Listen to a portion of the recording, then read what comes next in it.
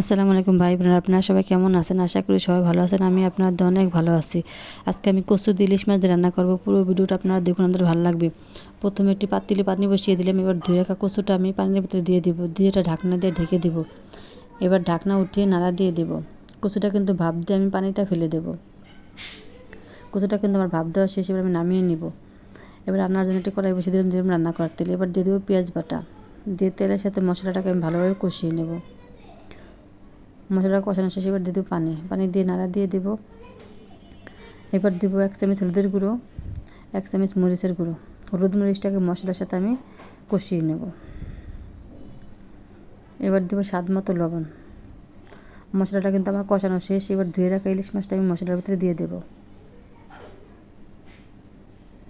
মাছটা দেওয়া শেষ, এবার দিয়ে দেবো পানি দিয়ে নাড়া দিয়ে এবার একটা ঢাকনা দিয়ে ঢেকে দেবো। ভাই বোনেরা, আমার কড়াইটা একটু বড়, ওই জন্য ঢাকনাটা দিলে কিন্তু মশলাটা লেগে যাওয়ার সম্ভাবনা আছে।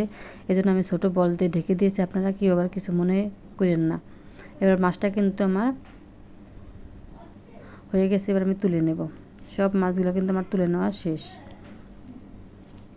এবার ভাপ দেওয়া কচুটা আমি মশলার ভিতরে দিয়ে দেবো, দিয়ে হালকা নাড়া দিয়ে একটা ঢাকনা দিয়ে ঢেকে দেবো। ভাই বোনেরা, কচু দিয়ে ইলিশ মাছ রান্নাটা যদি আপনার ভালো একটা লাইক দিয়ে সাবস্ক্রাইব করে চ্যানেলটার সাথে থাকুন বিভিন্ন রান্না দেখার জন্য। কচুটা কিন্তু আমার মশলার সাথে কষানো শেষ। এবার দিয়ে দেবো পানি দিয়ে নাড়া দিয়ে একটা ঢাকনা দিয়ে ঢেকে দেবো। কচুটা কিন্তু আমার হয়ে গেছে। এবার আমি মাছগুলো উপরে দিয়ে দিব। আমার কিন্তু কচুর ভাবটা বেশি আসার কারণে মাঝে মাঝে ভিডিওগুলো একটু ঘোলা আসছে। সব মাছগুলো কিন্তু আমার দেওয়া শেষ। কচু দিয়ে ইলিশ মাছের রান্নাটা কিন্তু শেষ। এবার আমি নামিয়ে নেব। কচু দিয়ে ইলিশ মাছের রান্নাটা আজকের মধ্যে এখানে শেষ করলাম। সবাই ভালো থাকবেন, সুস্থ থাকবেন। আল্লাহ হাফিজ।